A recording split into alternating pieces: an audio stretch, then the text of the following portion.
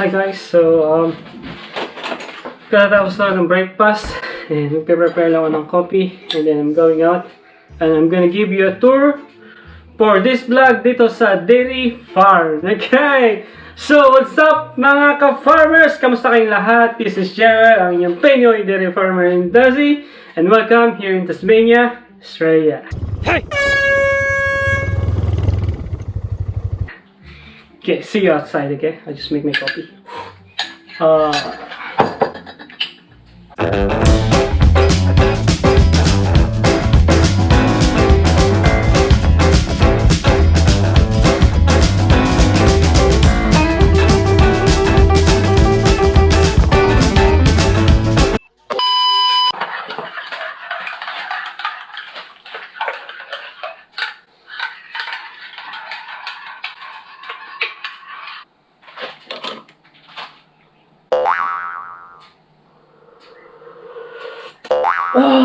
Init!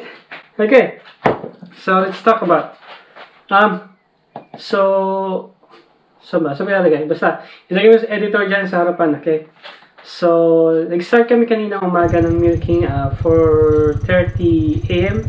Actually nauna sila lumabas ng about start sila ng 4, so ako medyo na late kumuha ng baka. So ayan, so that guys, sinasara ko yung baka, nakakait dun sa may milking shed. Mamaya punta tayo dun, turo ko kayo kung asan yung milking shed.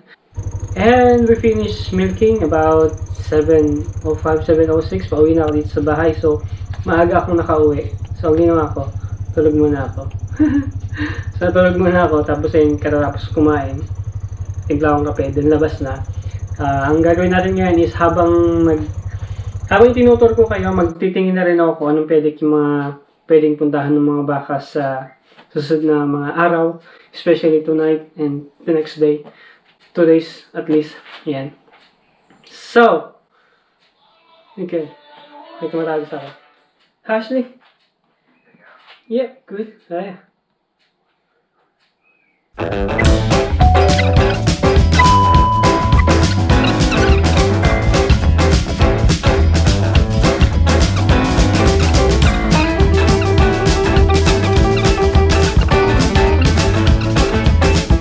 Okay, so that is Ashley, one of the big boss. Ayan.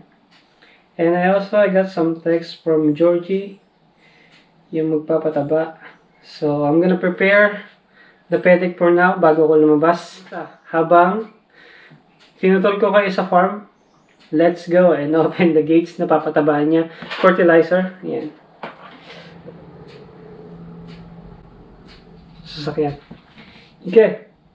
So I'll prepare the paddock, and yeah, let's go. Okay, so dito tayo ngayon sa sa aking studio. Andito kasi yung mga farm map and as well as yung marker. Ayan. Let's go. Sit down there. That's the laptop. Okay, so work. Okay, so andito ang ating mapa. Tignan natin kung meron pa. Pwede. Okay, see you guys outside. I'll just prepare this and let's go on the tour. Okay, so what is up guys? Oh, wait. Magbabangon ako ng kapote just in case na umulan. Ayan, kasi medyo nakapundo. Maubos ko na rin kape ko and umpisahan na natin yung tour dito sa farm kasi nasa loob na rin tayo ng farm, dito tayo nakatira. So if you guys seen these drone shots before, you can see na meron dyan 3 bahay. So yung nasa gitna, doon nakatira yung father ko saka yung mga sisters ko, and oops, yung kapitbahay nila, doon nakatira yung brother ko sa Edric, and yung kulay orange na bahay, which is this one. Yan, din naman ako nakatira sa orange. Orange. So yan, orange. Okay, so let's go sa ating first destination, dun sa may kabilang farm. Okay, so flash news, yung baka ng kapitbahay nakatawi dito sa farm namin. Ayan, cover na bakod. Bahala kayo, kapapataba yan, hindi ko sila kung kakatay baka niya. Peace out. Look at that. Hey, what is up? This is your Pinoy dairy farmer, Ewa. What's up, everyone? Okay, so, we're here now sa shed. Yung kanina, di ba tumawag kanina si Ashley? This is what he's trying to mention. He's gonna try and take this one down and then bring it over there. I'll show you guys later, okay? So, andito tayo ngayon sa J Farm. So, ito yung binili ng dating amo namin na karagdagang farm. Last 2018, bago nila ibenta tong dairy dito sa 40 South. Sa may-ari ngayon. Ito kala Ashley. Yeah, 40 South Dairies. Ayan. Doon kami nakashare farm sa 40 South Dairies. Alright, so ayan. So, ito yun. So, ito yung magiging shed ng mga bulo namin pag nag-anakan na. Ito yun, ito. Yes! Mababago na sa wakas. Papapalitan na. Okay. So, let's put the map in here. Yan. And we're on that area. Is it? Yes, on that area. So, let's go and have a look. Itong dairy na to, itong side ng farm na to, meron din itong isang dairies, which is on that side. And I'll show you guys, okay?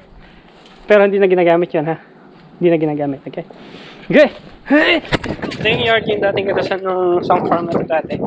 I'll just quickly show you guys kasi dito nag-i-stay yung si Georgie, yung pangpataba niyang tractor, dito niya nilalagay. So, ayan. So, ito yung isang style ng gatasan. So, ang tawag dito ay pit. Ito yung may hukay sa gitna. Ayan. Tawag dito herringbone or pit. Ayan, kasi ganyan. Yan ang itsura niya. Ayan. Oh gosh. Isapot. So, sa unang pinagtatrabahoan ko, ganito yung style. Ayan. So, mangyayari, dito ibaka niya sa taas na to. Dito ibaka sa taas na to, magkabilang side, tapos ito yung cup. Kakabit mo sa susunod ng baka. Ayan. So 30. So, 30. Mga 30. 30 ang kasya dito. Ayan. 29, 30 na baka. Yung nagtasan nila. So, hindi na ito ginagamit. Karamihan nung gamit dito ngayon, binenta na ng mga may-ari ngayon, binenta na sa iba. And yung iba naman, din nila dun sa may bagong tayo nila na dairy. Meron kasi silang, nagde-develop kasi sila ng mga dairy. So, ayun. So, yan. Yan. So, di ba halos wala namang gamit? Yan, dyan. Dati dyan, may mga gamit yan dyan sa taas na yan. Nakakonekta sa mga hose na to. Yan. So, yan. So, yan. Ito yung itawag na, ay sabi ko rin na, basta yun. Kalimutan ko na naman. Hearing ko, ito nasa highway lang pa, highway na hirapan na yan. So, yun. Okay. So, ito pa rin tayo sa J Farm, sa dating Ito pa rin tayo sa J Farm, sa kanina. Andun lang yung pinuntahan natin kanina. So, yan. So, mag-iikot ako. Titingin ako ng pedek. Tara doon sa likod, sa may kale. Okay? Bye-bye. Hey! Pause ba natin yan? Okay. So, yan. So, ito na. Ano yung magiging pedek natin ngayong hapon? Yan. Ayan. Ito ibibigay natin sa baka. So, napag-desisyonan ko na. Oops. Okay. So, napag-desisyonan ko na itong pagkain ng baka ngayong hapon. And dun sa may pedek number 41. So, dun sila pupunta. So, lumabas na si tatay. Magpipid out na siya ng silage. Kung di nyo pa alam kung ano yung silage, well, you have to watch this video. So, that's the silage. That time, ginagawa pa lang sila. Pero, yung first video ko, kasama kay brother ko, this video, ayan. So, doon nagkakadkad ng silage yung aking brother. Okay. So, andito na rin tayo. Malapit na tayo sa shed. Dito na ako nag-start.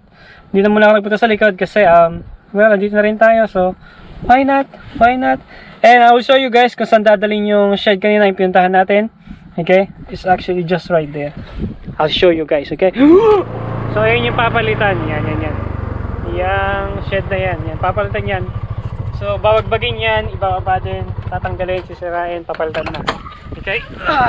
Actually, ang gumawa nito, sila tatay pa nung bago dating nila. Ayan. So, puro kahoy lang yan. As you can see.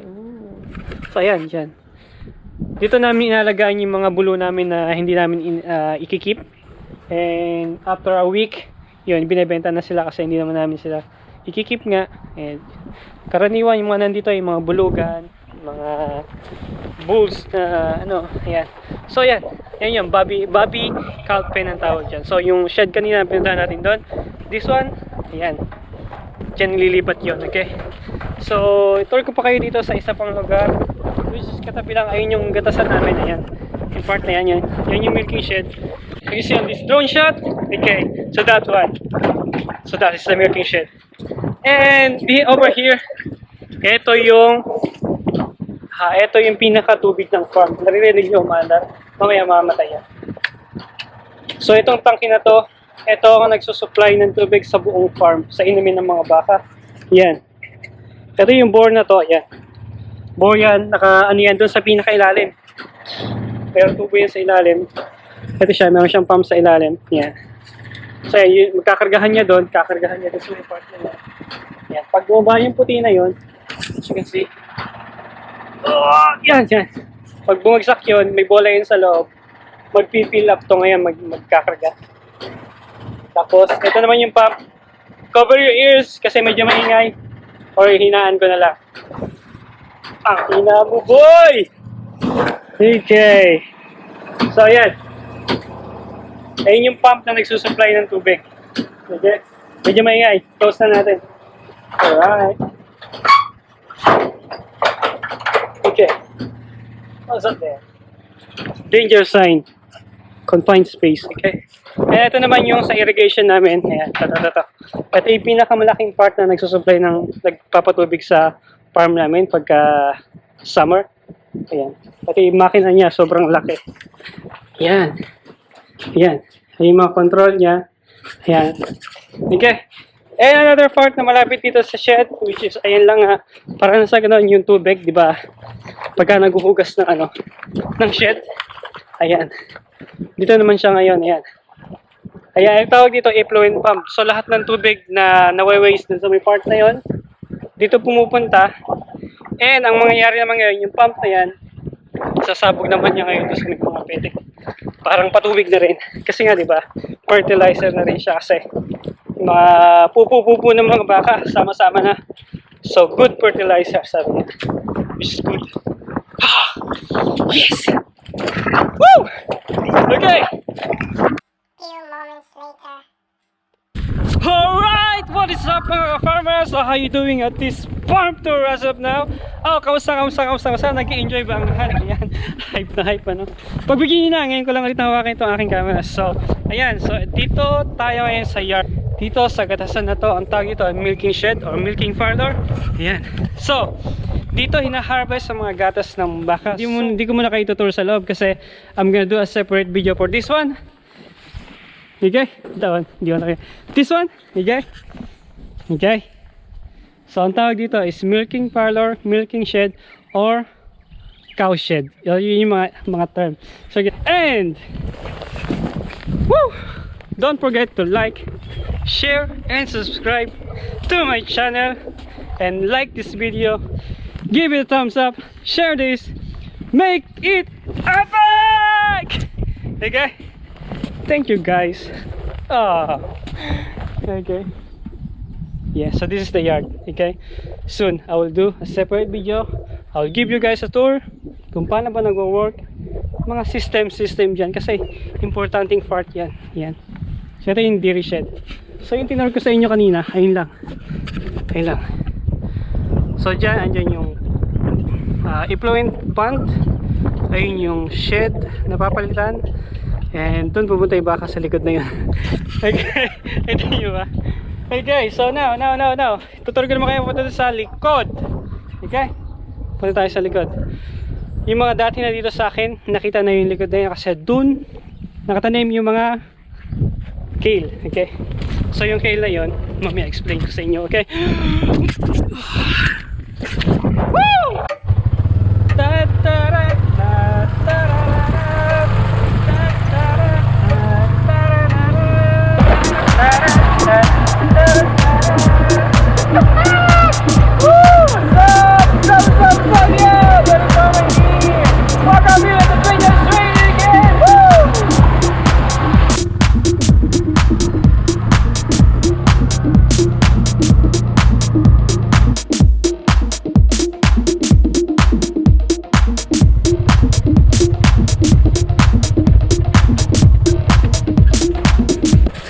Okay, what is up guys? Pinoy Dairy Farmer here again. And andito tayo sa dulo ng pedek. So ito na yung last na pedek namin dito sa farm na to.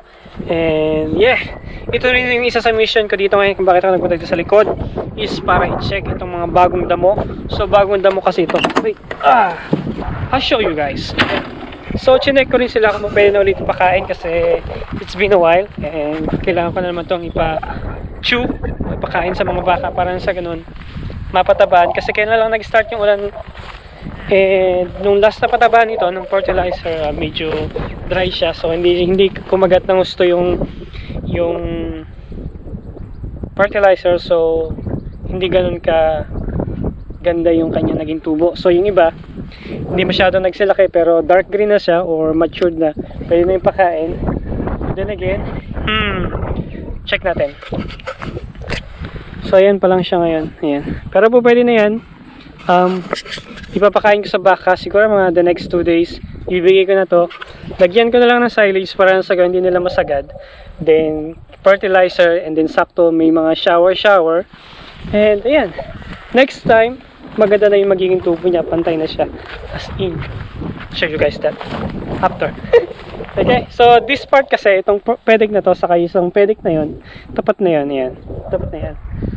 Kale din siya dati, so binalik lang namin siya sa grass para sa ganon yung lupa maano siya, tumaba siya ulit kasi napansin namin sa dulo na to, dito sa pedek na to, hindi masyadong maganda yung tubo ng kale, so hindi masyadong mataba yung type ng soil. Ayun, so ayan, binalik namin siya sa grass and ayan, kailan lang to itinanim after ng calving season. So after ng calving season, ibinalik to sa damo, and then yung dalawang pedek doon, yung mga nauna yung pinakita ko sa inyo kanina, dati damo yun, and ngayon ito yung pinalit doon sa dalawa na yan. So yun ang ginawang kale ngayon, then itong dalawa na to ginawang grass. Okay, and yun naman nakita nyo kanina na natakpan ng black doon, yun naman yung hay o yung ginikan natin dyan sa atin, yung mga tuyong di ba pagka naggigiik tayo ng palay, so yun kaya lang dito mga nakaroll. Okay, let's go and have a look. Hey, what is up again? So we're here now. Tulin, no? Puno na ito. Yan, so I'll show you guys. Like I say, itong black na to, ito yung hay namin, ginikan dito sa likod. Ito yung mga ipapakain namin ngayon sa mga baka pagka dry na sila. Para na sa ganoon, of course, meron silang fiber, and pagka kasi dry sila, hindi ginagatasan. Dito sila nakastay sa kale, and kailangan nila ng fiber, which is some dry part, para na sa ganoon sa guts nila, hindi sila maging sick. Okay, so yan. Dami, no? This is a total of 400 something, 420 I think. I'm not sure. I can't remember. I'll have to check my phone. Alright, come on. I'll show you guys. Okay. So ayan, itong mga green na to, mga green na yan, silage yung mga yan, silage. Okay? So yung mga silage na yan, ilalagay namin dyan yan para na sa ganon, hindi lipa rin yung kanyang lona. Ang luwang, no? So ang nagamit natin dito is 1.5 roll. Ayan, ang dami. Okay. Ayan, so merong open na part dito, papakita ko lang sa inyo. So ano ibig ko sabihin na hey, ayan. Tada! Yung amoy niya talaga, parang yung naalala ko ng mga bata. Siyempre, yung kabataan, naglalaro. Oh my gosh. Naglalaro, di ba naglalaro tayo nun sa ginikan, pagka bagong ani. Ayan. So ayan. Kaya siya. Ayan. So ayan, dry. Ito yung dry na kakainin nila tuwing winter. Kasi winter sila dry. Hindi ginagatasan. Ayan. So ayan. Dito na siya nakaimbak sa likod. So ayan. So, dyan nagtatapos ang ating farm tour! Okay. So natapusin ko na dito yung farm tour, and napuntahan naman natin most ng lugar na ayun, pwede kong i-share sa inyo. And I've actually already been on the other side, so sa may pedek 1 to 5, pedek 1, 2, 3, 4, 5, so this area, ayan sa map. So ayan, I've already have a picture on the grass na meron ako dito sa farm. So I'll be able to schedule some pedek para sa mga baka. And yeah, At least ngayon, alam ko na kung saan ako sa pagpapakain sa baka and mas ma-manage ko na mabuti, okay? And yeah, so what else? Subscribe, okay? Thank you guys for watching. This is Pinoy Dairy Farmer again, and welcome sa farm. Woo! Bye-bye!